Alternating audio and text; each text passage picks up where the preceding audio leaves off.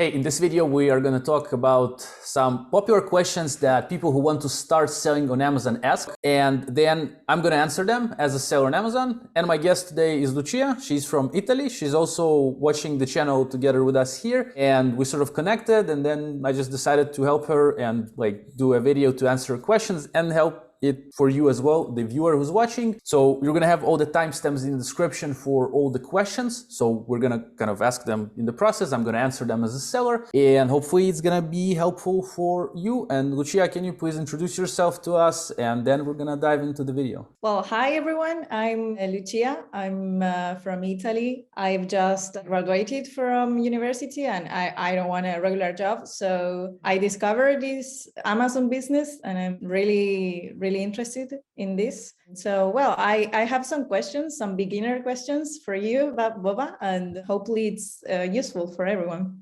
Yes, thank you for coming. I appreciate that you're sharing your time with us today. And yeah, let's try to answer them. And first, I really love it that you are interested in the different way of life. We talked a little bit before the call. I think it's cool because for me, it's the fun way of life. Like when you're on your own boss, you know, you can do your own things. You are not sure if in full control of your life, but pretty much I would say so. I'm happy to help you and all the viewers who might be interested in the same topic. Thank you.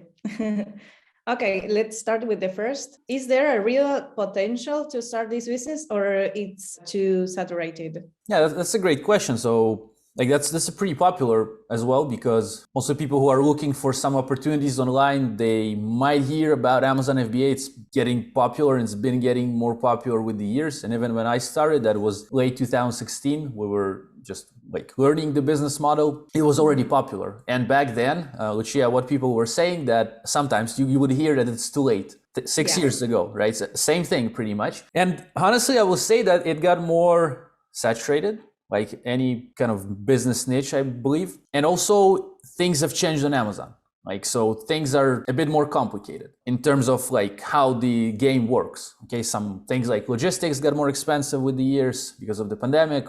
Things on Amazon itself changed, but pretty much it's all the same. It's still the largest, at least in the United States, I believe, online shop. Traffic is growing there. People are still coming to the platform, buyers and sellers as well. But the idea is the same. You bring a product. If we talk about private label, by the way, for those who are maybe, Lucia, I didn't even ask you if I think you're interested in the private label model. Not there's also online arbitrage, retail arbitrage, wholesale. Unfortunately, I can't help you, the viewer, and you, Lucia, today with this, because I never tried this, but I do sell private label products for this is my 6th year now starting. The idea is the same though. You still create a product, you bring it to market, and you sell it on Amazon. You still have to rank it. People still search for these products in the algorithm, and pretty much it's all the same. But in order for to come into the game with more knowledge and more chances of not actually failing that, because it's money involved here, you'll just have to do the same as 6 years ago. You got to learn, just go maybe through YouTube for free or take a course of somebody that shows you how to do that. Just do pretty much the same. You still create a product, you differentiate it, create something that kind of solves some problems for a specific market, and you bring it to market. Nothing really changed here. This is something that I've been thinking myself, did it get more saturated? Is it harder? Well, it is, just because there are a bit more sellers, some niches get more saturated, but there's still niches that are popping up, products that are coming to Amazon, and there's still area and place for that to begin with. We are selling barbecue related products. We have a brand in mainly grill cleaning products. So niche barbecue, sub-niche grills, sub-niche grill cleaning, and you can even go deeper. And the deeper you go in a niche, usually there are some products that might not be huge, but maybe a product that's bringing you, let's say, $5,000 in sales a month, and you make 20% from this profits. That's nice. $1,000 doesn't hurt. Now, multiplied by 5 products, you're already making pretty much nice salary. $5,000 it's not bad in a month, in my opinion. And yeah, so obviously you need money though to start. So it also didn't really change. You still need money as back in the day. The more you have, the more sort of you can invest in your own marketing in the beginning. in creating a better listing, in buying more product, not to go out of stock. So to answer your first question, sort of, the opportunity is still there, and we're actually launching a new brand in like the gifts sort of sphere. Things have changed. Yes, now you can add video to the listing, which we invest in. We have more knowledge in how to sell the product. We know how to position it against the competition. These things are a bit deeper than just the idea of taking a product from created in China and sell on Amazon. That's this simple. But then how do you differentiate? What do you do? How do you stand out in the market? What does the market want? What is their pain? These things are sometimes people don't really think. They just put a few images and they think, okay, that's gonna sell. Well, no, that's not a good, but this was the same 6 years ago. Just then it was a bit less maybe competition. But these days still there are niches where there's not much competition. So to your question, I think the opportunity is there and I'm still doing that. And there's also gonna be a video on the channel soon. Maybe it's actually gonna be before this one is gonna be out, where I will share the results from last year, profits, revenues, so people can see, and hopefully it's going to be interesting. So does this answer this sort of? Or do you have any questions about this? What do you think? Yesterday, I was reading a report and it says that only 30% of the sales are online. So, I mean, we all know that this is going to grow in the future. So, I mean, only 30% of the sales are online right now. Mm-hmm. I mean, that's going to expand. I mean, it's enough room for everyone here. I see an opportunity here with the online, the e-commerce. So I think it's pretty good that you see it because you're looking forward. And that's a good idea because say if you're launching the product today, and the brand that we're launching, we're thinking years ahead. Like we're also, when we're researching for the product, we can actually see, that's a bit more in depth, but we can see if the niche is growing for years backward to this day. And we're making like assumptions. We don't know what's going to happen. There's might be black swan like Corona that came and changed things. Like for those who started like maybe traveling niche product and everything seemed good, like boom, they just lost all the money, like sort of, or maybe they found a way to. But that's a good thing you're saying because the sales are growing, more traffic, so more people are going to come search. So if you create an asset today, and this is an asset, you have a keyword, a product that you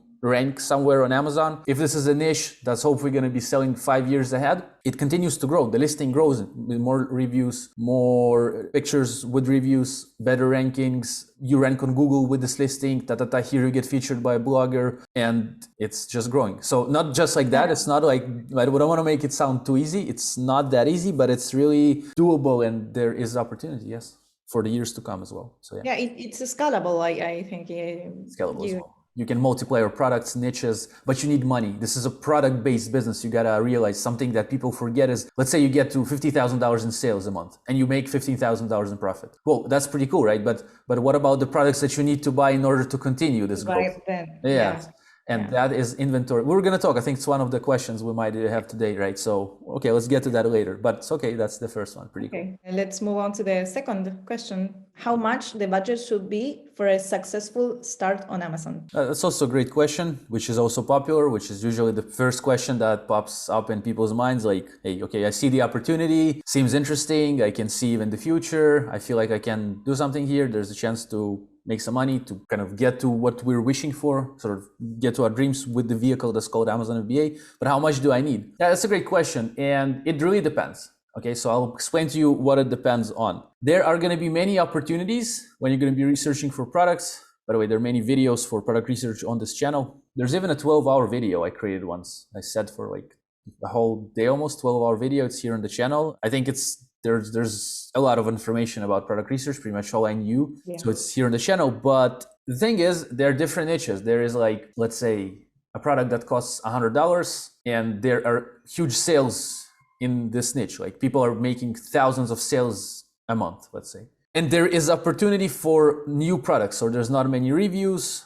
It's not saturated. Again, we can talk more in depth about these things because there are many things to look at when you're researching for products. But the thing is, what I'm trying to say is in that niche, maybe it's not going to be possible for someone who doesn't have a big budget to go with and compete with these guys because the product costs $100 on Amazon. Let's say it costs like $20 to produce it and to bring it to market, for example. And you want to get to the top of the sales there. And the top guys, yes, are selling like, let's say 1,000, 800, 600, 700, and there are new sellers, that's good things to look at, that have less reviews, that started not too long ago, that are also getting some sales. Well, maybe you won't have the budget for such a product, because even ordering 1,000 units of a $20 product is $20,000. So that's like nice budget. People, like, I would assume, yes, that a lot of people would not have that money nearby at some point. And aside of that, you have to order extra inventory for the next batch, because you start selling physical products and there is some time until Amazon pays you. There's time until product gets shipped. So there's like, we're gonna, I think, also talk about this a bit later in the next questions, but there's like a turnaround for the inventory. That's more expensive. But for this niche, maybe there's not gonna be much option because the budget is not gonna be big. But let's say your budget is $5,000, $10,000, okay, a bit more, something that is more of a budget that many people might have, right? Or they will at least work for getting this budget. So then there might be other products that are cheaper, right, on the market, which still should not be too cheap because Amazon fees, and they take some fees, they take 15% off each sale. They take the pick and pack fees, which might be from a small product that's about like maybe $2 and something up until oversized products that is like maybe like 10, 12, I don't remember exactly, a lot of money. If we find these cheaper products, right, let's say we find a product that sells for 25, let's say, and to create it and ship it to Amazon is $5, right? That's pretty good situation. Now we have another opportunity. So here, let's say we create 500 units, right? And they cost us $5 each. That would be $2,500 with shipping. Let's say that's the final cost. We will invest money in pictures, in video. Okay, so just to start, there's going to be a few $1,000s. And in order to buy the second batch of the product, it's also going to be maybe a little bit more. So let's say 500 units cost us $2,500 just for the units landed. Landed means like price of the product plus shipping. So 500 units is $2,500. And we see that the sales are catching up. So we need to buy a bit more, right? We need to buy, let's say, 1,000 units because we are selling a bit more. So here we need already $5,000. So here within like $10,000 budget, we can get the pictures, which is usually a few $100s if you find a good designer, which I really recommend. And I have some recommendations for designers. I'll leave it in the description for guys that we work with that do not cheap, but they do spectacular work. And also good copy, everything listing plus video. Also have some recommendations. Brand registry costs some money. So if you want to register a brand on Amazon to get more perks, register trademarks so you're not going to have problems with people, let's say, competing against you on your listing. And it's called hijackers on Amazon. So it's good to register your brand. So under $10,000, and that I would say that it's the starting budget, although there are some products that might be much cheaper. So there's the product that we brought recently in the barbecue niche. The landed cost is about $1. We sell it for, we just started, it's just starting, and it's selling for $15. After the Amazon fees, I think it's $8 profit. So it's 800% return on investment if it's selling without ads. But there's a lot of room for ad spend there. I just like a little bit motivation for those who are listening. Like, I can't find a product like everything's saturated. Well, that's true. There's a lot of saturation, but if you dig a little bit longer, you'll find something. And there's this video to motivate you for 12 hours that I sit and do that. And I drink a lot of coffee and I just almost really tired in the end. But I just wanted to show people that it's possible. So what I'm saying is the budget is somewhere, it can be lower. Like again, this product of $1 landed, you buy 300 units, it's $300 only. But it's, if you sell all these 300, it depends on the velocity of sales, yes, but they turn into 300 x 15. That's 4,500 revenue, and from $300 that you've invested. And from that, depends on the profit you make, yes, depends on how much you spend on ads. But I just gave you the $1. Hopefully it makes sense. Yes, if not, you can always stop me. Just $1 landed cost of the product. It gets to Amazon. It sells for 15. Amazon takes about $7, even a bit less, I think, actually, of the fees. So fees 15% from the sale plus the pick and pack fees, which for this product will be like $3. I don't exactly remember. So even less maybe. So it leaves us with like $8 profit per unit before ads. So you have $8 to spend on ads to go to zero, but profit. So, and that's good. There's a lot of room to play with.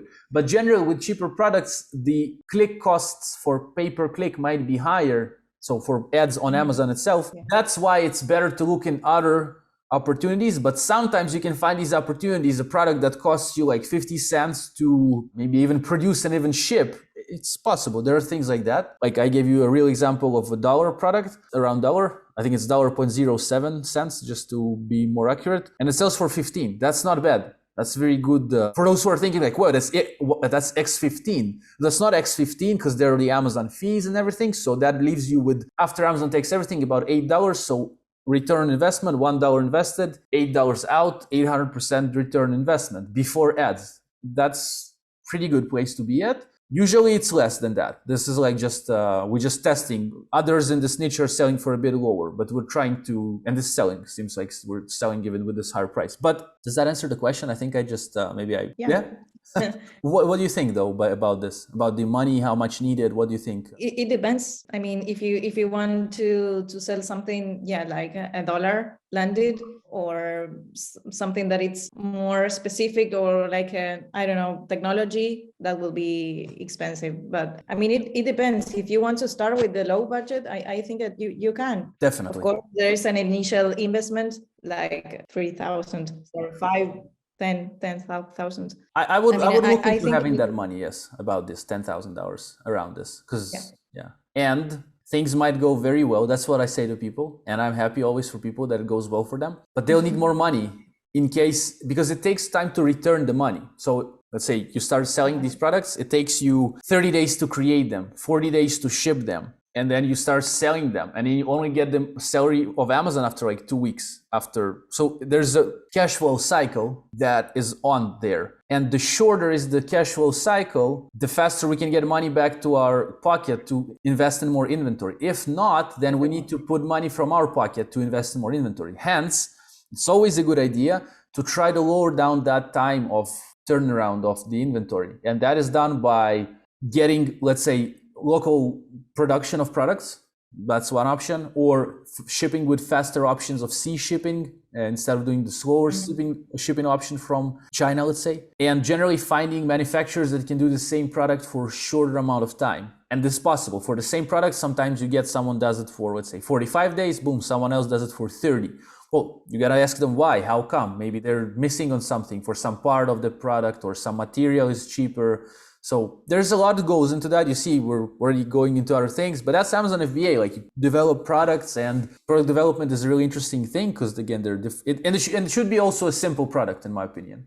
Like, not go too in depth. I have a friend who sold like something electrical for the ears, something to either to clean the ear or to light something, I don't remember, otoscope, I think it was. Yeah, it was digital otoscope, actually. That was the product. And he actually had some success with that, but there are many reasons why he kind of stopped with this specific product. But what I'm saying is it was a bit more complicated. There was an application on Google App Store to connect it to, like, wow, so many things. And people couldn't download it. This is equivalent to bad reviews. Look for simpler products. They are there. They might be really boring products that people continue buying. I mean, there's still like opportunities in harder products, because some people don't want that hardship, which is also might cause less competition. But suit yourself. Like, if you want to get inside things, there's might be bigger sets of products. You have a product that has a few parts of this. In the same product, like you create a little bundle of products. And this is also good sometimes for competing with other products on the market. So let's say there's some product that is selling, let's give it let's say a mask. Yeah, I have a mask laying here on my desk. That's maybe not the best example, but somebody might be selling a mask plus some prop for the mask, something that I don't know what exactly is needed for the mask, but maybe something to, like, a little light here, right? That lights up in the dark, or a pattern on the mask. Or a pattern on the mask, yes. So, and then this adds extra thing to the product. And the more special your thing is, the better it helps to solve specific problem, the better you are vs competition. But that's like a bit more into product development. But that's, we talked about money. I guess that's a few. Oh, by the way, for those who are watching, you're always welcome to drop comments and ask further. So let's go with the third question. That's something that, like, a problem for me. Well, my question is, what if I don't have a niche or a preference? I just look into the data, or how to choose the perfect product? Right. So that's a great question, because, like, well, what do I start from? Like, there's so many things, right? There are like millions of products, and like, how do I know? Like, literally like that, right? You just don't really know what to. So my first product was kitchen scissors. Wow. Kitchen scissors, yes. That's my first product. Cool. And it was in a box, gift box. It's still selling until this day. And on 2 markets, Canada and USA. It's really saturated these days. When we got into this niche, just for those who are listening, that's interesting. The top seller had 500 reviews. I think this time, the top seller, it's a different seller, I think, these days, not the same one. 18,000 reviews, 15, 20,000. Wow. So like the niche got saturated. We're still getting some sales. We don't really invest much into development of that product because this product has such a long history of like out of stocks and whatnot. Like so many things happen with this product. I'm just looking at it now, like it brings back memories. But, and why did I show that and why did I say that? I had no freaking idea that I would be selling kitchen scissors. And I think this first year, this product first year on Amazon, we generated in sales $147,000 in sales, and we profited 17%, which was $2,000 a month. Now, not only this product, this was the majority of the sales. Simple product.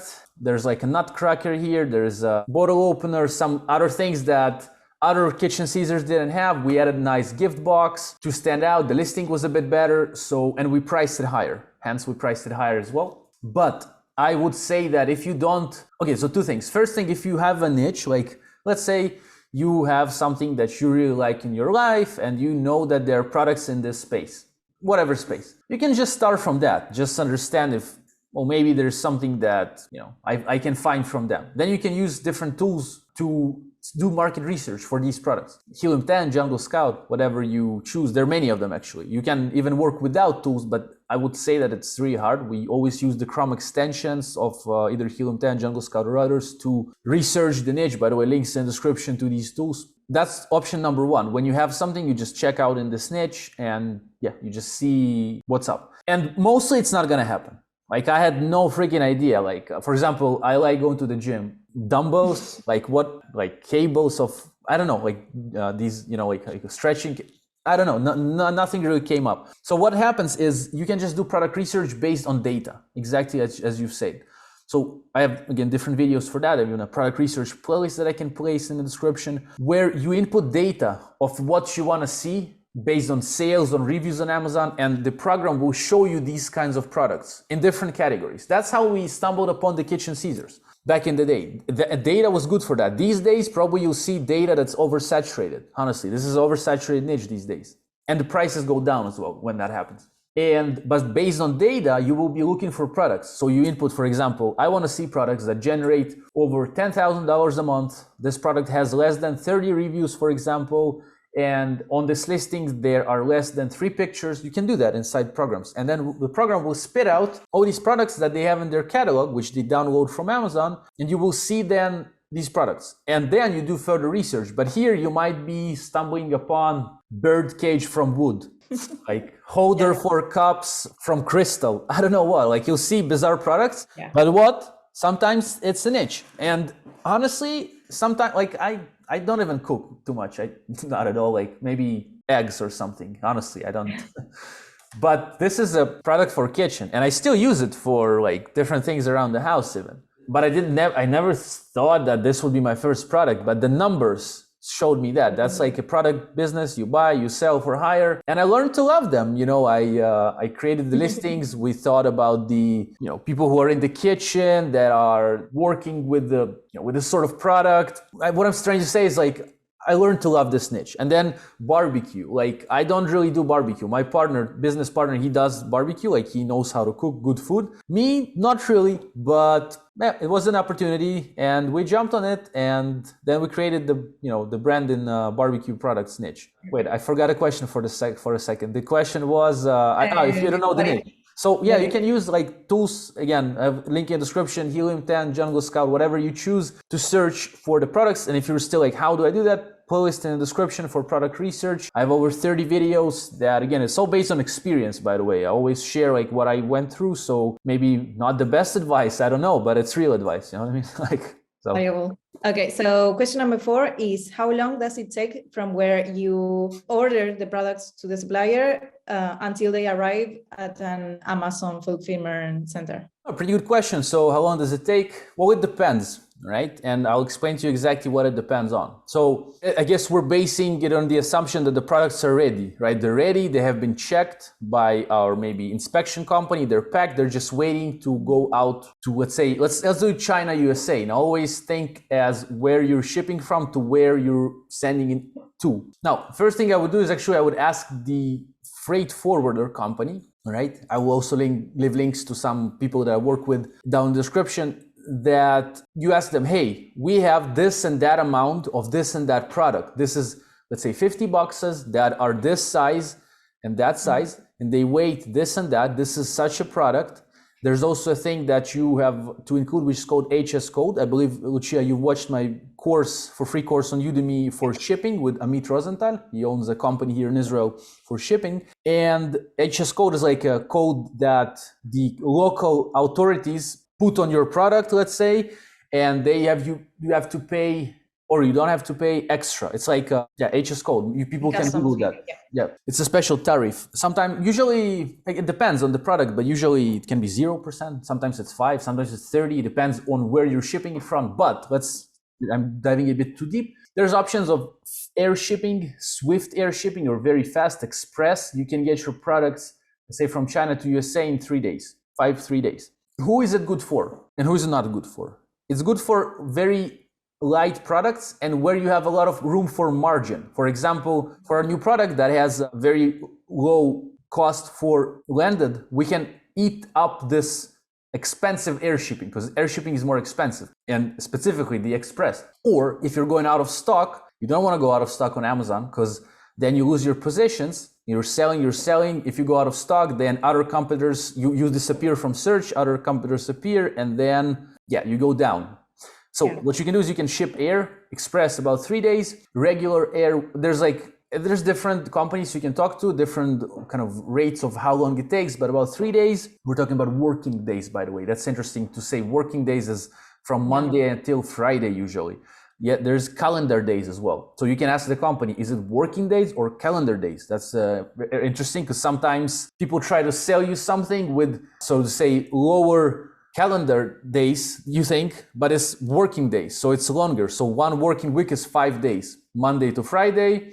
So there's like 20 working days in a month or something, right? So you need to think about that as well. That's good to know. So, and there's normal air shipping, which usually would be like 2 weeks to get to the fulfillment center on Amazon. From China, again, we're talking. It might be different from Russia, from Italy, or from Argentina, wherever you can ship, you kind of source your product from. And there is then got a middle also. So there's like 3 day maybe or 5 day express shipping of air. There might be like 8-10 days, sort of mid express. And there's like regular air shipping. There's like 14-16 days. And then we go to sea shipping. There is slow sea shipping, and the cheaper it is, the longer it goes. Okay, so you can have shipments that are like 45 days. It depends on the company. They have different routes. They have different ways of logistics. They can come up with new ways of transportation where they can save the shipping cost, time for you actually, and cost maybe. So slowest one, like sea shipping, maybe 45 days. It can be, okay. Then it might be a bit faster.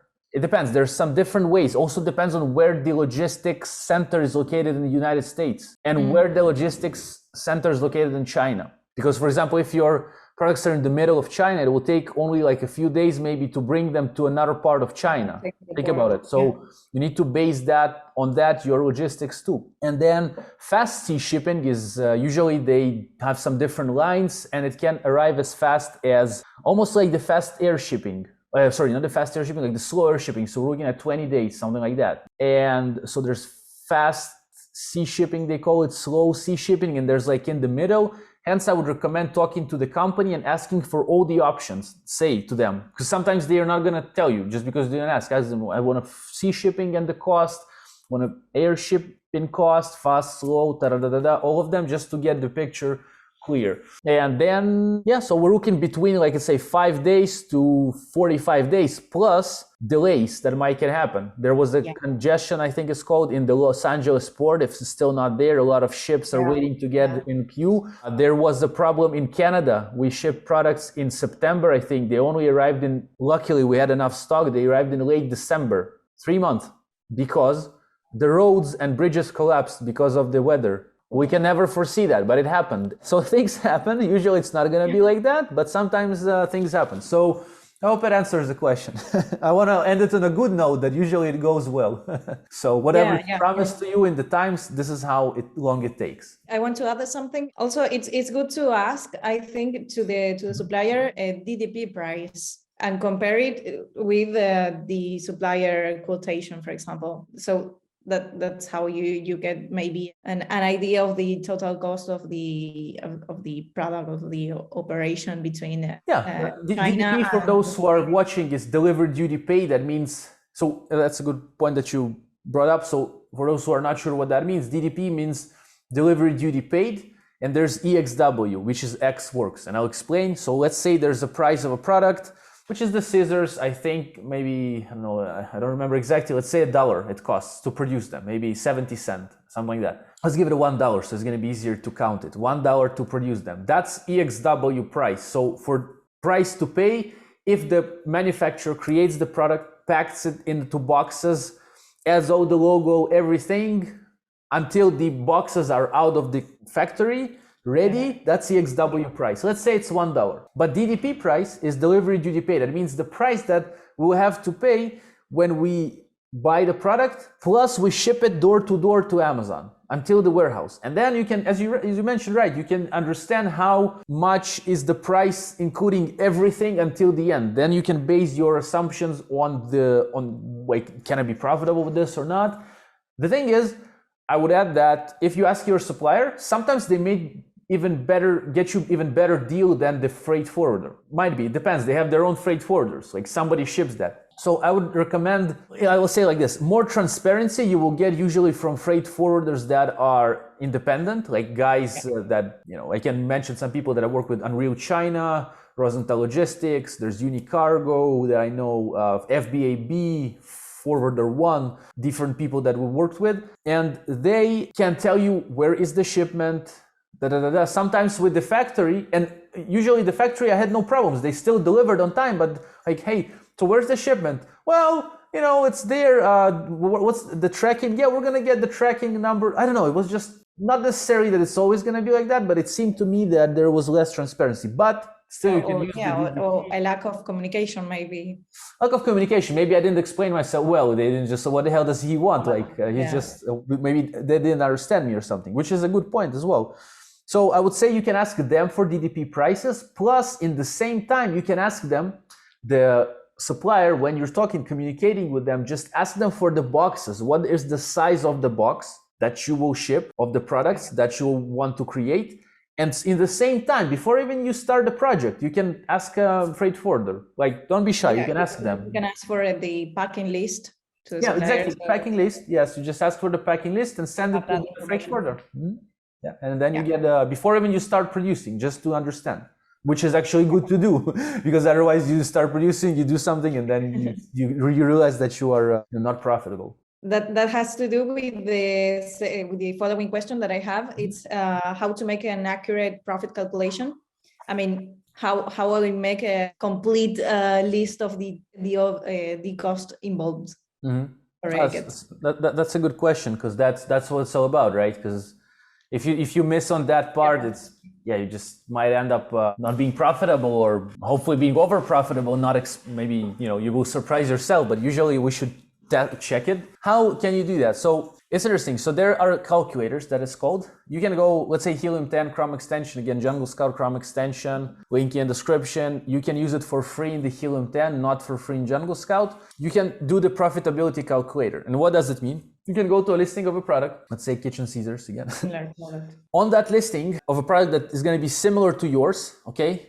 You can see with the profitability calculator, you can see the stats of the product. Let's say the price, the weight, the Amazon fees that are taken, everything is populated there. Okay, so, and again, for this, I have tutorials of the Helium 10 Chrome extension on this channel where I show you step by step how to do that. And there you are gonna see how much does Amazon take from this product, from a similar product to what you want to sell, because you'll be selling similar products in terms of weight, maybe in the fees. And then you can see based on your competition, how much does Amazon take from them, the fees. The next thing you can do is in that profitability calculator, you can input the number that you get from the supplier, how much the product is, plus shipping, right? So what you can do, even if you don't yet have the shipping, because it sometimes takes more time to get the quotation, what you can do there, you can input the price of the product, which you will probably get from Alibaba or whatever you're sourcing. And let's say you still haven't gotten should better get it actually from the freight forwarder, but you have an option to input how much will you pay per kilogram of weight there, or for other measurements of weight for shipping. Let's say for kilogram. Just give you an example. Sea shipping would be like, say, let's just, for example, it depends on the product and this and this and that, where to, where from, but let's say $2 per kilogram, just as an example, right? And it will calculate it based on that price, because it will calculate the weight of the product, and it will add the additional price of the weight to the whole quotation, right? So, or how you call it? Let's call it quotation. I'm not sure if that's the right word, but hopefully people understand me. And then in this calculator, you can quickly see what's your profit. You also have the margin, the return on investment there, right? And honestly, what you would like to see, and I gave you some anomaly before that with 800% return investment, which is great. But even if it's like, let's say you determine that there's the kitchen scissors, they cost $1, and like with shipping, it will cost you $1.50, or let's say even $1 again. And then you see that competition is selling it for $10. You can input into some competitor that is similar, your price and the price of shipping, and then you'll be able to see pretty much what's the ROI, what's the margin. And another thing I would say is, here's a good opportunity to understand what can I do in order to reduce maybe the weight and the size of the product, so I can reduce the fees. Because if you are in specific category on Amazon, you can go to a lower category, and sometimes you might be on the borderline. Let's say from this category that takes $5 per sale to this that takes 3.5, the difference is, let's say for $5 per sale, the weight of the product is over, I don't remember the exact numbers, over 1 kilogram. Whatever is below 1 kilogram, you go to another category. And so it turns out that in your niche, you can create a product that's 930 grams, let's say. So you automatically go to a lower tier, and then you save like extra $1.5 on each sale because you're in a lower category, still with the same product, but maybe you will reduce, without hurting the performance of the product, maybe you will reduce the quality of the steel, let's say, if it's steel, any materials, yeah, or the packaging, whatever, to kind of lower it down. And also what I would add, that sometimes you need to look at the volume weight. So volume weight, sometimes Amazon, and also for shipping, and I believe that when shipping products, sometimes they will calculate the volumetric weight vs the actual weight. So let me give you an example. Let's say you're selling feathers, their weight is like nothing, like 0.0 kilograms, but you pack them in a beautiful gift box and you will fill a container of these. Yes, the weight of the container won't change much, but somebody has to ship the damn container, so they will calculate it based on the volumetric weight. So same on Amazon. I can't remember the exact equations. There's like a specific, I'll leave it in the description. I'll remember to leave it, the FBA fees, how they calculate it. So I hope it answers the question. Yeah, of course. That's good to know. I mean, you can reduce a lot the fees on Amazon just looking at the weight and the price, kind of, right? Yeah, the volume of the final product. That's really good to know. So you need to base your product creation on that as well. How can I lower down the package? How can I squeeze it so I save on shipping and logistics? So yeah, if you can pack it more economically, still without hurting the performance and all this, you can save a lot of money. And then hence you can maybe somewhere lower down your prices to be more competitive, just to get a bit more sales and still be profitable because you have done extra research here, right? That's good to know. Sure. So the next one is, when is the right time to contact the freight forwarder, for example, or I have to take some time in advance or something like that? Yeah, so first I would say that it's good to contact them while you're still doing your research, just to see what rates they give you for specific products, and to see if they might, maybe somehow they will ask you what the product is. So maybe you don't know, but maybe it turns out that you ship something that has batteries inside it, for example, and there's special rules for that, maybe. So you should contact them and ask the factory as well for their experience with shipping this product. That's what I do, by the way. I just ask the factory, hey, have you shipped this product? Is there any hidden fees. But at the same time, you can ask the freight forwarder, just ask for the packing details and that's it. But another thing is once your product is ready to be, like, let's say your creation time is 20 days and you ask the company in China, hey guys, like, so when is it ready? They're like, okay, it's a 5 days there's 5 days left. Okay, hello freight forwarder, like, it's literally how it goes, like, pretty much. I'm just really emulating the real life. Like, hey guys, so we have the product ready but listen here, we have this product ready in 5 days. When can you pick it up so you can ship it the soonest? And they're like, well, you should have, well, actually, if you tell them in advance, yeah, you should contact them before, because then they say, you know what? If you finish packing 1 day before, we can take it we can ship it on the earliest ship next week. But if you do it the next day after this, then we will only ship a week after because we don't make it to the same ship. You see what I'm saying? So contact them in advance to see if you can ship faster. Why? But in the beginning, you might be like, oh, 1 week extra is fine. But sometimes when you need that stock, everybody wants to ship. I had my friend Alexander, his name is, he runs this company in real China. He was a guest on the channel and he says like, everybody wants to ship, like everyone wants to ship now. So now.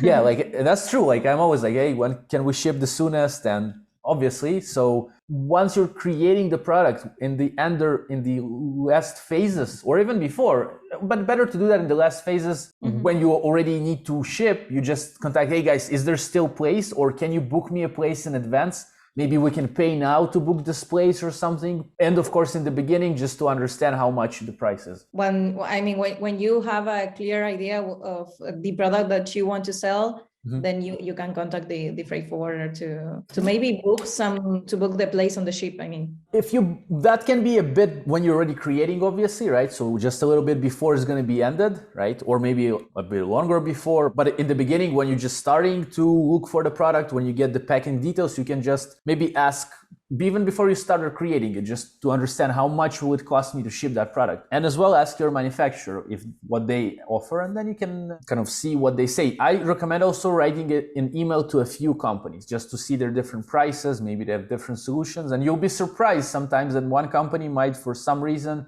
just have a better price, much better price sometimes. Have to be careful with that. Yeah, better do research but yeah.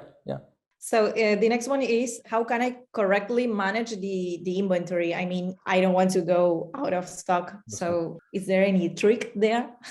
Yeah, there are tricks actually. There are a few tricks in the book. So how to manage inventory. And the idea is to not go out of stock, one of the ideas, but it's not the only idea. The other idea is to be efficient with your cash flow. I have another video here on the channel with Orion Avidan. She's from Israel here. She's an expert in balancing inventory. I'll have to remember to leave all these videos, but I'll remember. So there's going to be a video in the description. She's an expert. I'm not an expert in that. I'm a seller. I have some expertise, but she actually does that for a living with bigger companies. And in this video, she explains the idea of having good cash flow cycle. I'll explain. Let's say, and we're going to get to the working with inventory as well. There's some software for that, but let's say, and that's going to be impossible for newer sellers, in my opinion. But let's say a big company, what they can do, they can have a positive cash flow. What does that mean? They can, because usually it's bigger companies, when they have already trusted suppliers, they can say, we will pay you 30 days after our products have started selling. They don't even pay for the inventory until it pays for itself. But if you come to China and say, hey, you know what, guys, here are my terms. I want you to create 500 mugs for me with a dog face on them, and I want to pay for them 30 days after it arrives to Amazon. I don't think, either if you're an expert in human communication, maybe, and you have some credibility, maybe, but probably not. So, but I'm just trying to explain that there is such an option. And each time we get closer to that option, it's better. So the shorter, or how to say, the more positive we can make our cash flow cycle from negative. Negative means we pay today and get money in the future, the better. So that's just to understand the cash flow cycle, because it will be easier to work with inventory. But let's say you're working on the normal terms, which most of the sellers that begin with work with, which is like 30% before starting the production, 70% after we finish, and before shipping. Then you pay the freight forwarder, which takes these products and ships them. By the way, you can negotiate with all of them. You can negotiate with the freight forwarder to pay 50% off, let's say, when they take the product, and 50% off when it gets to Amazon,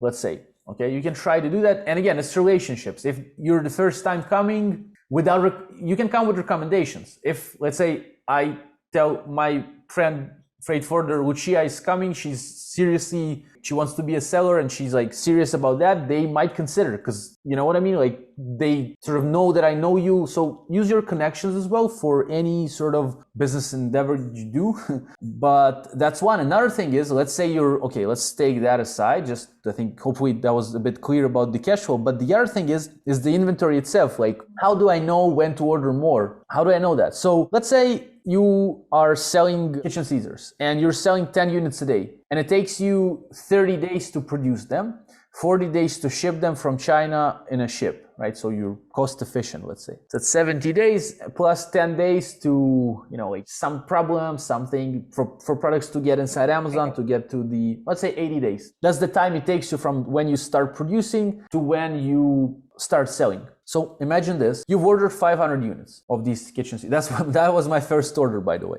And that's why we went out of stock with the 500 scissors. We started selling, that's my story. And let's say you get to 10 units a day. You do some promos, you catch up with the sales organically plus PPC. Suddenly you're selling, let's say, 10 units a day. That means that after about 50 days, you will run out of stock. And it takes 80 days for you to produce the product. Okay, you're in trouble already. So what you can do there is, again, use the air shipping sometimes, or just be efficient with your logistics. Now, how you can do that? Like, you have many products, you have even one product. When do I order that? Well, you have some software, such as in Helium 10 and Jungle Scout and Sellerboard, which we're also using, all the links in the description, to actually input your product creation time, shipping time, all this thing inside the program. It will calculate your inventory inside Amazon, and it will tell you exactly, based on data that it counts that you put in, when you need to order the stock. But also you need to use there was also a guest, her name was Hiba Weber from Seller Mobile. She said you have to use your entrepreneurial, instinct to understand, okay, the program maybe can understand. You can actually input that inside the program to explain it that Christmas is coming soon and we need more, but you will have to do this. And again, I'm speaking as a seller, not of, there's some sellers that are much bigger. Let's say my expertise on Amazon, we've sold since we started in sales over $1,100,000. I don't remember exactly. So that's my experience. There is experience, but there's sellers who do that in a month or in a day. Yeah. So they probably know better. So also good to add here, to ask more people, hopefully listen to me and get some value. And I really appreciate that, but also ask more people, get inside groups, ask this more. But software you can use, such as, again, Helium 10, Jungle Scout, Sellerboard, Seller Mobile, whatnot. I believe who else has these inventory things? Many different softwares have it. I think Seller Tools have it. Does that answer the question pretty much? What do you think? Yeah.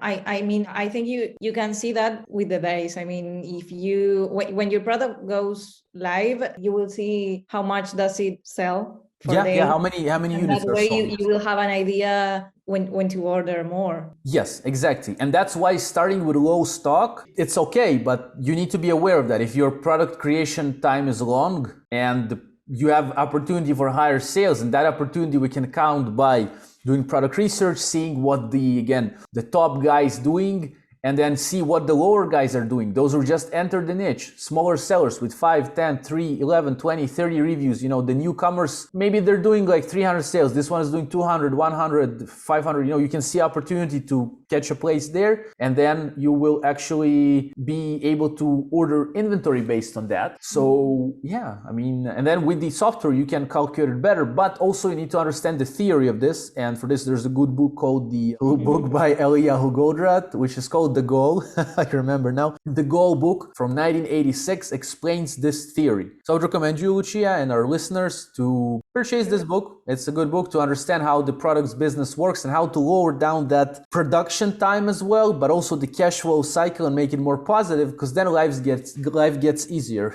It's harder on the negative cash flow. Yeah, you need money to invest, and have high return investments on products, because if your ROI is higher, and you're selling, you might get the money faster to order more inventory without you having to fund it with the loans or whatever. And I still take loans from time to time because sometimes, we'll launch new products here, this product needs but mostly I try not to. Plus I have another business which I run through YouTube, like affiliate marketing and other things. It helps me as well. So yeah, that's what I have to say about this. Yeah, but sometimes maybe it's necessary, and that's good. Sometimes it's necessary, yeah, it seems. But it's fine, again, as long as the loan is calculated and you know and you have some sort of plan for this, so then it's fine.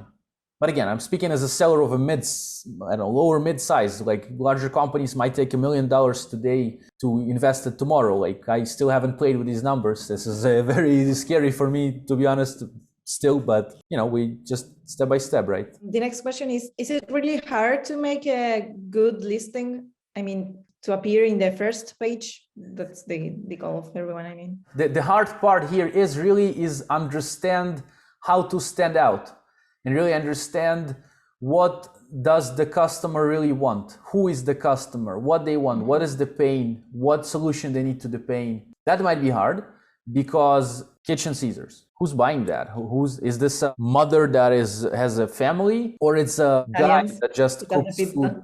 You don't know, right? So for this, there are, when you're like, okay, so how do I find it out, right? You can check the reviews of the competition to see what they're talking about. With Helium 10 Chrome extension, for example, Jungle Scout as well, you have the option it's called Review Downloader or Review Insights. You can gather all the reviews of a given product and see which phrases are common amongst these reviews. For example, I'll give it, because I know this product, they are very sharp out of the box. In many reviews you see sharp, okay, sharpness, we need to emphasize it in our copywriting and in our pictures. Used it to cut salad, let's say. Used it to cut salad appears in 25 reviews. So when you have a picture in your listing, somebody is cutting like salad, right? That's one of the ways to understand it, through competition research. And then, but I understand the question, like, is it hard really you see, it will take some time to understand, but the problem use the right keywords and to find the keywords and make the phrases and... Yeah, so for this, actually I have a free course, free course here on in Udemy and also on YouTube here. I mean, this here on YouTube. Here on YouTube, there on Udemy. Keyword research, how to gather a semantic core of keywords for your listing to appear in the most relevant places out of the box, like when you start the selling. So what the idea is, let's say kitchen Caesars, but it's not only kitchen Caesars, it's also kitchen shears, kitchen Caesars dishwasher safe, kitchen shears, cutting, chicken, sharp, blades, stainless steel. We need to gather all of this. Now, there are some keywords that we actually will be getting sales from, but there's also keywords like sharp. Well, actually, sharp is also, people might be looking for sharp kitchen Caesars, like as a search, but some keywords will be like maybe what they do, like you have to add them to the copy. I will recommend you, Lucia, and our listeners, if you're not a copywriter, if you never studied it, then take it and outsource it. Because it's going to be hard. You have to learn that. Like I've learned copy. I did like bazillions of courses on copywriting. Plus I read quite many books on copywriting specific, how to sell the product, how to touch the emotions of people, how to, in your words, So for example, these sharp kitchen Caesars will help you quickly cut through your salads so you can prepare a mouth-watering meal for your loved ones. So there's the product, what it is, how it helps you, some features, and what's the final outcome. That's much better than just saying these kitchen Caesars are sharp and they have stainless steel, it won't rust, which is also good. Stainless steel is the feature, won't rust is the benefit, but the next, it's called like feature benefit transformation. So the feature is anti-rust stainless steel. The benefit won't rust, so you won't have germs in your food. So that's much better. People are like, oh, I don't want to have germs in my food, so I want the right. Well, you have to be emotional, yeah. So, but then also logical. Like it's called, you use in sales, you use emotions to touch the heart. Yes, but then logically, there's some segment of the audience that might be like, yeah, I'm excited about all this salad, but like, what's the size of the blades there? Like, Okay, so you say like, you input the size of the blades as well. So what I'm saying is you have to gather the keywords. There's a free course here on YouTube for that. I think it will close any gaps for you. Plus, they also talk about pictures in that course. Like there's a lesson where actually I talk about like 40 examples of selling pictures, different examples. And I would use professionals, both for the pictures, both for the copy. Unless you want to do it alone, which I don't recommend, especially for pictures, take a designer who's a professional. It might, and pay money, because if you start your listing straight away good, you will have better sales history. This will help you rank for the long term, but also do your competitive research, like understand what to put on your pictures. Here's a little hack. Children always help on pictures. They just will love children, you know, and no matter what the product is, I mean, it matters, it depends, but if there's somehow a child in the context of the listing, good. Social proof. For example, you can see other people using the product hero image, like somebody, person that looks like the potential buyer, also important. If that's a woman that's about 40 years old, and we can sometimes not understand who exactly and what the age is, but we might understand the gender sometimes. And there's some other software, Mindcart AI, that's one of the software that you can see if you input different features of your product to run against real audience that will say which feature talks to them. And then from that, you can maybe base your images on, or on the reviews again. Yes, reviews, you can also look at, ages are usually not going to be used there, but you can watch videos of similar people on YouTube that use this product. You can somewhat understand the age, okay, somewhat, sometimes. And even if not, you can always use, and again, if it's a child, you actually know it's for children. So, but here's the thing. I remember my friends, they launched this product that was for toddlers. You know, toddlers is like little kids, right? Like, but in their pictures, they did a mistake. They used the child that was a bit more, like 10 years old. It didn't touch the audience. They saw a different child there, not their child. They're like, yeah, that's a beautiful kid there, but my child it's not for my child. My child is a toddler. He's small. There's a little mistake that costs them maybe time, money, and all this. So it's not hard, but it's fun to do that, because then you create like a little story in your listing, and hopefully the story works. And if the story works or not, you will know by only data, testing it on Amazon itself, but also you will know it by doing good due diligence, like doing competitive research, and by having a good designer, a good copywriter. This all mixes up and you have a killer listing. And video can help. But you need for that brand registry these days. Or maybe actually maybe not. Maybe they not sure if these days you need a brand registry for video. I think not. I think now everybody can add. But I would recommend you heavily to invest in video. And a good video will cost you about, it depends, $1,000 might be, $500. It can be simple video that's still not costly, $300, $200. You can use video in ads. I recommend FBAvids.com. We created quite a few videos with them. And we're creating for the new brand. They're professionals, they're not cheap, but they deliver spectacular work. Okay, that's good. Okay, to the next one. Let's go. How long will it take to see the results, to see the cash flow? Great question. Well, and the truth is, if we come to this with pretty much like I've said, like we try to close all the gaps, we do a good video, we try to understand that, we understand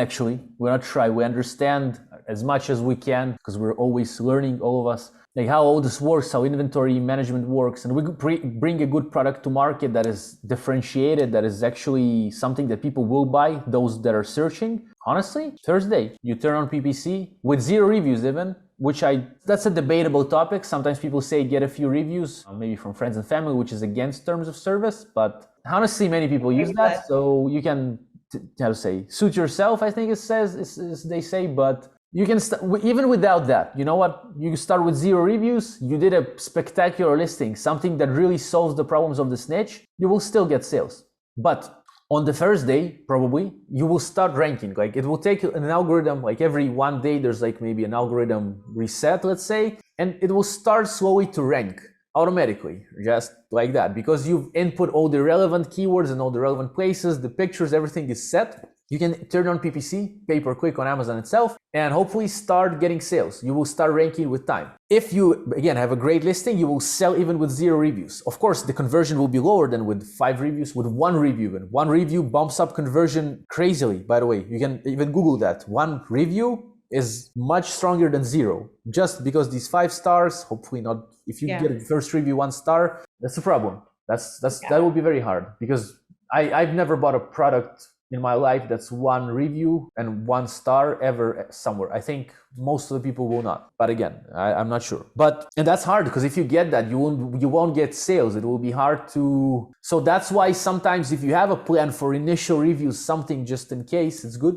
But also you can bring traffic from other places. So if you start your lunch, let's say you start the Kitchen Caesars and you do a good job of finding a few bloggers that can promote this on their channels. They will show it in action and they will link the product to Amazon, on YouTube, let's say. TikTok, I've never tried TikTok yet, but we're actually trying soon with a service called Bambassadors. Or Pinterest. Or Pinterest, exactly. Pinterest we actually tried, and Pinterest is organic traffic and it works. So I would recommend checking that. You can do that alone, by the way. What's interesting here, I mean, the video a bit more problematic, but Pinterest and pins you can create alone. You can create your own page. Yes, it will take some time, but you will create a page even in advance. You can do that before you even launch the product. You can start creating a page on Pinterest. A community or something. Exactly. That's actually a great thing you mentioned, the community, and create something around the product. Another thing that you can do, if you really want to go that way, you can share your journey as an entrepreneur, which I actually recommend to many people. Start YouTube channels early, like it's life-changing. And just show the process. You can even show your product. Many people don't show their products and I understand because let's say I have my channel here, I will get many clicks to the product, people checking it. This might hurt the metrics. So that's honestly one of the reasons why I'd rather not do that, just because maybe I'm wrong. People might click, just it might kill some conversions and drop rankings. Maybe I'm wrong. But what I'm trying to say is if you do create a community around the product, then you can share value in that community. Posts, blog posts, whatever, and also sell your product. Or as a personal brand, you can yourself just share your story and ask for your audience for help, just to get those initial sales. Your audience will also be happy to share a review for the product because they know you. You just can ask them. It's not against terms of service. You ask, guys, could you please buy my product? I would be happy if you share a review. That's fine. So again, but that's around, like the first traffic you'll get is Amazon. That's the hot traffic, and that's where all the hot people are. Pinterest is good, but there might be not even Amazon buyers there. I would say that the next day you might get the sales, the next day. And that's what you should be aiming for. Once product is on, it gets distributed among the Amazon FBA warehouses. You start your launch, and better have a launch plan. So that means learn some PPC, understand how to do that. Maybe get a few friends and family just in case in the beginning to say like, hey guys, like, can you just, or even without reviews, just can you purchase my product on Amazon just to get it traction, to show the system some sales. It will start ranking, and even with 0 reviews, it will start kind of the flow of sales. And then from your sales, if you have some follow-up, let's say through product inserts, which also have videos about that on the channel, which can also go into some gray hat tactics there, then you can get reviews faster. But generally, if you provide good customer service and you provide a great product that really excites the people, it also depends on the niche. Not many people will review, let's say, a cup. I mean, it's coffee time, obviously, right? Let's see, but who cares? Like, people are not really gonna, maybe they will. Wonderful coffee cups. I enjoyed my cup of coffee. I mean, maybe, but if it's a very touching product, that is review, of course. Yeah, there's, you know what I mean? Like if it touched the people. So, but with any product, even if you do coffee cups, right? Just as an example, you can put into the package something like, hey, thank you for opening me. I wish you 100 tasty coffee cups, and that's 100.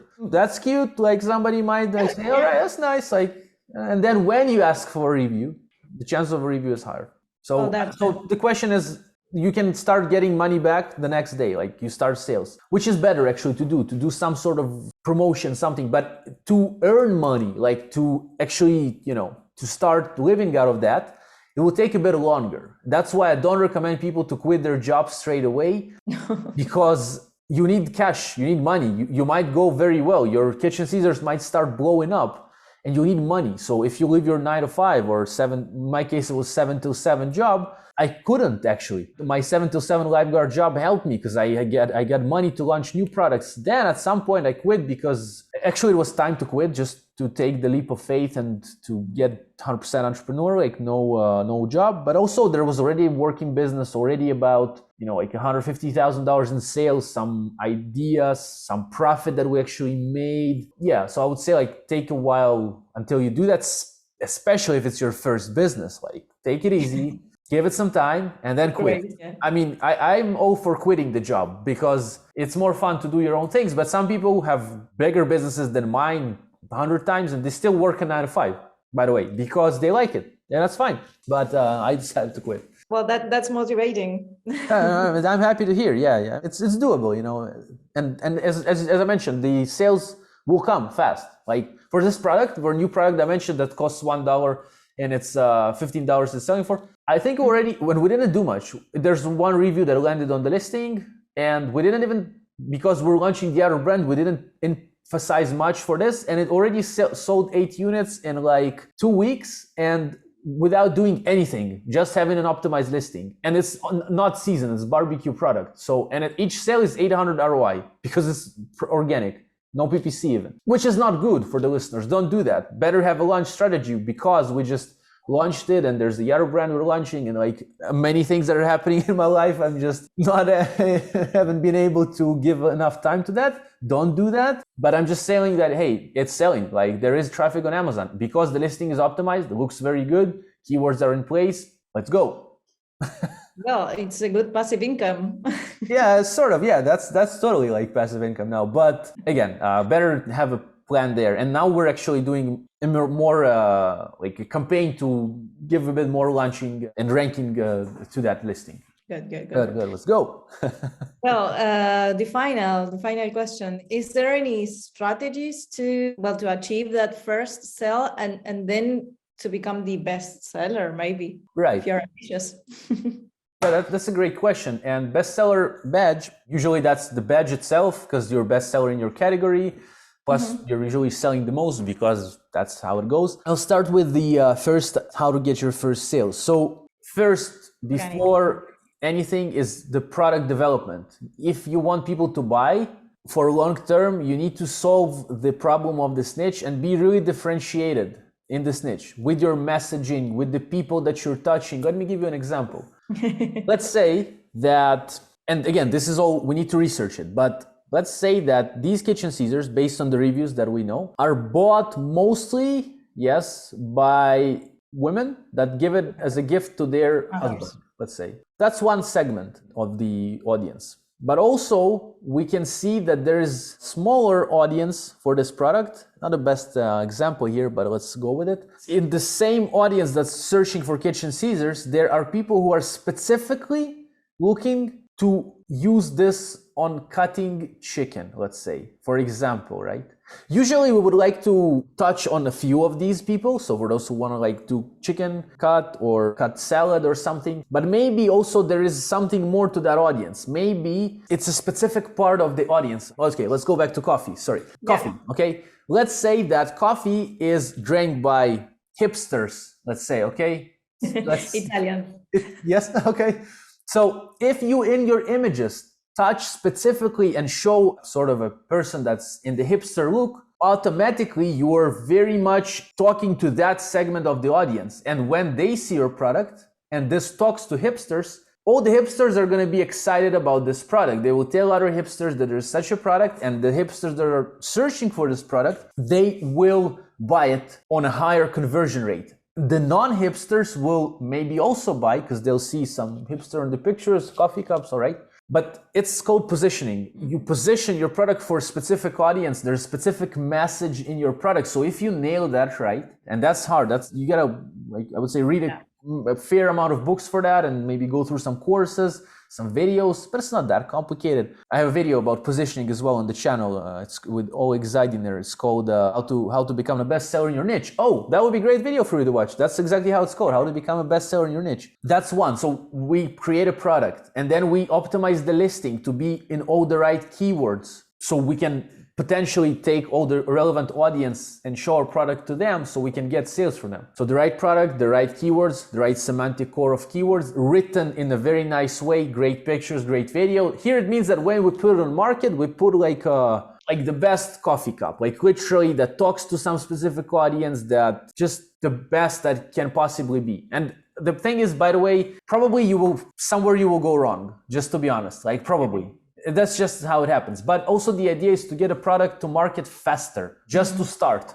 Because of course, not do it just like stupid start, that's not good, but to do it smart but faster as well, because then you get feedback from the audience, from people. You'll start seeing things, you understand the system, but that's just saying.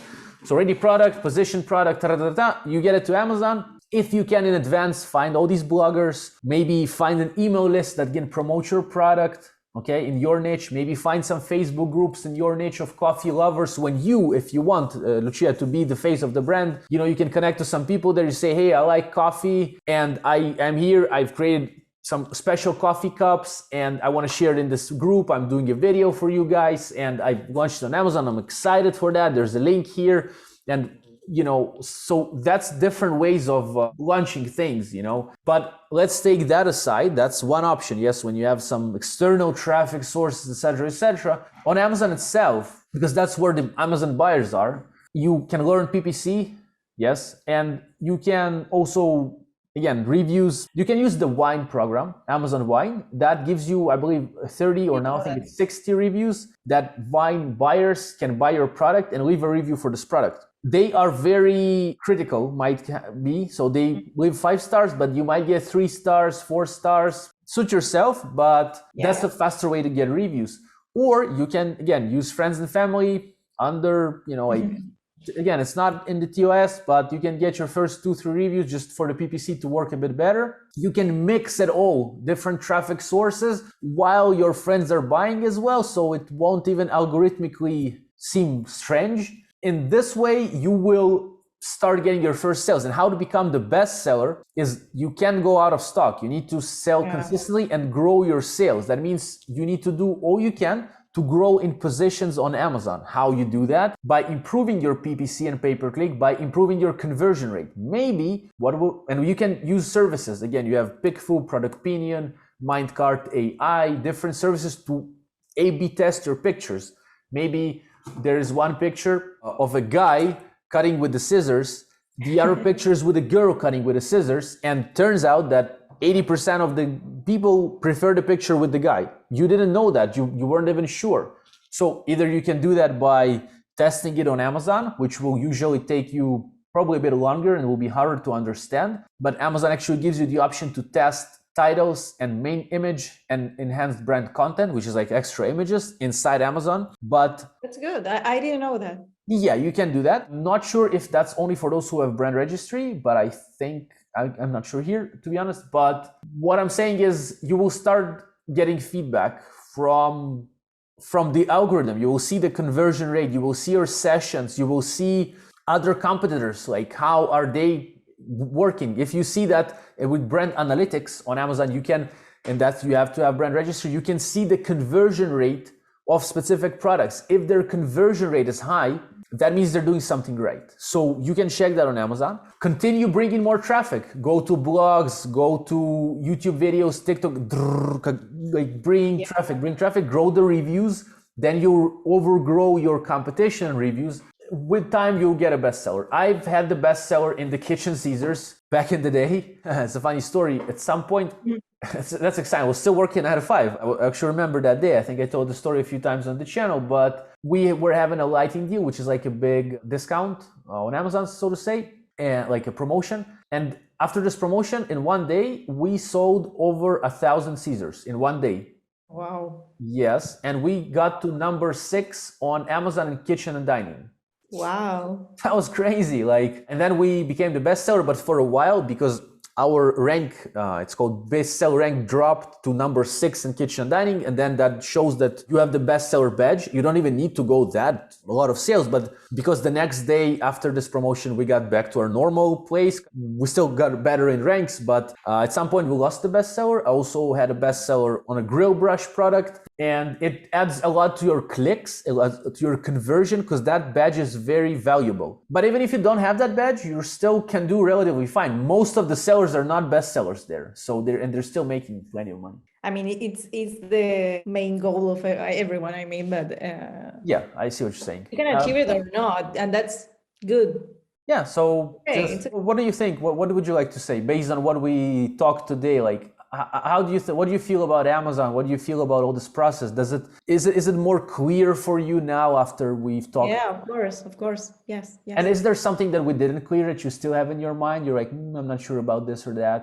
Well, the PPC management maybe, but yeah, it has to be with the cost per click, and I mean, maybe it's for another video. But Yeah, understand. Yeah, information. honestly, I don't do PPC. My partner does it for a shop, so I don't know. I'm not an expert in that, so I can't help much. But I would recommend you watching some videos, courses, the drill, and yeah, this really helps to know because that's internal traffic. You can advertise in the right places, and you can obviously grow your positions from that. So yeah, and just on the closing note, I would wish you to start, like, do your research, dive inside that. You can really create one product just to start with. Obviously, it's going to be one. It's going to be very differentiated in some niche. Again, it can be a niche that you will be surprised by, something you would never have thought. But start your research, in my opinion, again, either from software or different places on the internet. You can search for products on Etsy, on Walmart, just go through different categories. And I would recommend you, if you ever have some time to invest, I have this video, 12-hour video on the channel,